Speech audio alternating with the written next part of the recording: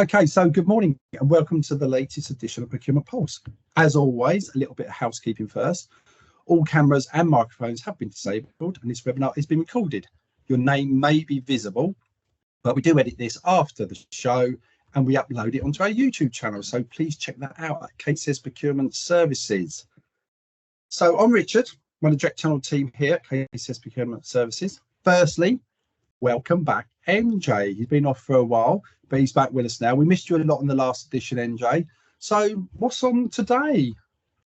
Good morning, everyone, and thank you back for the warm welcome, Richard. Yeah, was it one edition or two editions I've missed? I can't quite remember. Oh, last time. Yeah, good to be back, and we've got a short and sweet episode edition this month for yourself. So what's on the agenda? We're going to be talking about PFIs.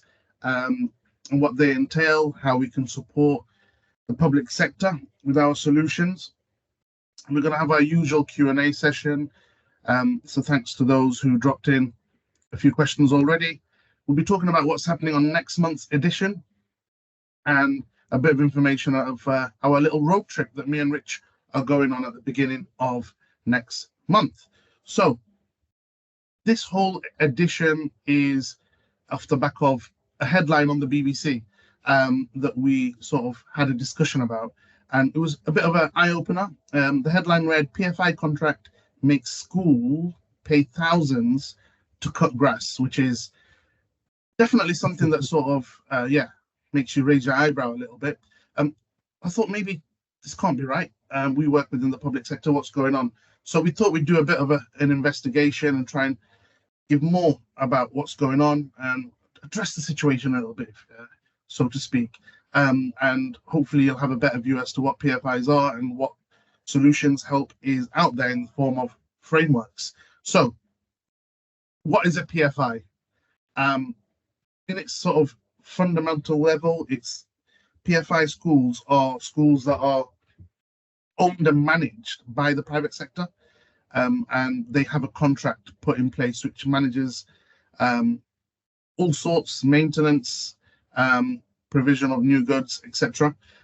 Richard's going to go into a bit more detail and give you a bit more information as to the ins and outs. So over to you, Rich. Thank you kindly, young man. Right, so let's go. Origins and purpose.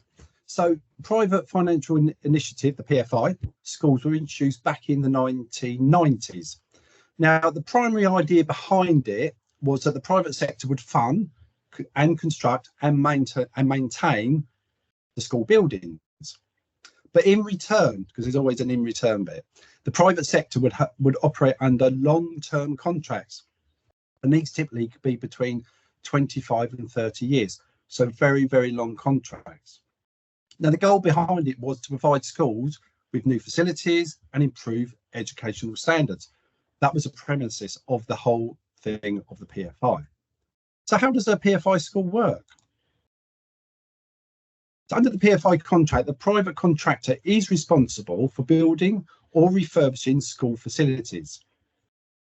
The contractor also takes on the maintenance of the facilities over the contract period. So over the total period, the 25 to 30 years, they would take on the maintenance of all those facilities. PFI schools are subject to strict non-disclosed agreements, which is leaving head teachers and business managers with limited negotiation powers. Charges of PFI schools can increase based on the retail price index, which is basically a measure of inflation. So if inflation is 4%, then annually that will increase by 4% as well. And they've got no control because they're in these long-term contracts. So what are the sort of challenges and issues that schools face, and why can we help?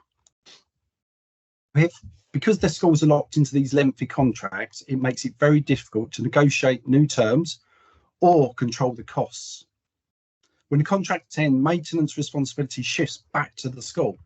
So where you once had a catering maintenance course and things like that, you've now got to find your own one. If the contractor hasn't fulfilled their obligations, the school can face financial consequences.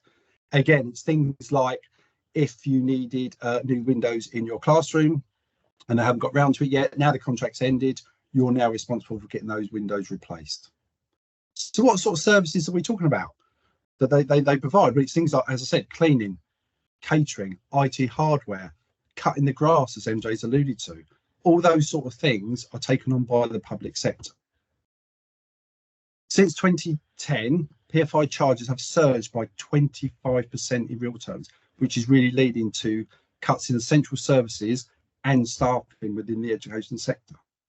So in summary, PFI schools represent a complex arrangement where private financial meets public education, but the challenges they pose have raised concerns about sustainability and financial strain on schools. So how can we help? MJ's got some more information to share with you, so over to MJ. Thanks, Rich. So once you're potentially out of these long arrangements, what you've got available to yourself are our frameworks as a solution to make sure there's no downtime, loss of service. So some of the benefits of using our framework: compliance. We've always been compliant of PCRX 2015, and we will be of the new regulations that will be coming in soon. DFE approved. I'll go through some of the frameworks that are included within that shortly. You've got lots of choice, not only in the route to market. You can direct award, and you can also go for the further competition route, but you've got loads of different types of suppliers, from the larger ones, SMEs. There's quite a range. All have been awarded onto the frameworks based on merit. So you've got lots of different options available for yourself. Value for money, we're quite open. We always make it clear that it's absolutely free to use our frameworks for the public sector, and we're fully transparent in terms of management fees, rebate fees. From our perspective, that's our relationship with the supplier. They're some of the most competitive fees, if not the most competitive rebate fees in the market. You've got free support, so you've got the direct channel team. That's me, Rich, Teresa, and Callum for now. We're having more into the team soon. We dedicate our time to making your use of the framework as simple and stress-free as possible. So we'll talk you through the different steps, the processes, the documents that you need signing. We'll help you throughout the whole of the process. And also, for those more technical questions, maybe your legal team want to ask something, we've got the framework managers available to get involved in the conversation as well, to make sure you've got all the boxes ticked. Easy documents. Our documents are really simple to use, very user-friendly and easily accessible through our website as well. So you've got all of that to hand. We think holistically, with what I've just said, we can make procurement simple. It doesn't have to be how some people have felt about it, traditionally long and complicated. So it definitely saves you time, effort, and money as well. Going back to those DFE approved frameworks, so these are technology related frameworks that are being recommended by the DFE, which we're really proud to partner with. So I'll just quickly run through the ones that are live on DFE. So audiovisual. So if you need those monitors that are interactive screens within the school setting, we can help arrange that for yourself. Communication solutions. So that can range from setting up a new broadband or a sort of backup broadband connection within the school to a whole new telephony system. It ranges quite widely, and we've got well-established suppliers that can help support with that. Education management systems, you already know what that's all about. We've got the usual suspects on our framework to help support with that. So there's lots of choice for you. IT hardware, so we commonly get asked about purchasing anything and everything from laptops to charging docks, whatever it may be. If it's new, if it's refurbished, there's quite a range. There's 4 lots on that framework to be able to sort of provide for every sort of requirement. MFDs, as we referred to, the multifunctional devices and digital solutions, are very popular within the education setting, and there's loads of different types of suppliers on there that you'll all be aware of, that we've got fantastic relationships with, so we can definitely provide a service there. And last but not least, software products and associated services, probably our most popular framework. Anything and everything is software related, can be sourced through there. We've got tons of good partners, suppliers, resellers on there with excellent relationships with the vendors that are sort of at the forefront of new technology coming into the market. Just a quick word on that one, that's due to expire very soon at the end of March next month. that's creeping up quickly on us. But we're expecting to have the new iteration live in the next week or so. So we've got you covered. So those are quite a few different technology-related frameworks that you might not be aware of, you might be aware of, that we can support you with. So let's get the conversation started. Give us a call, tell us what's going on, and we'll find a solution for you. Back over to you, Rich. Thank you, MJ.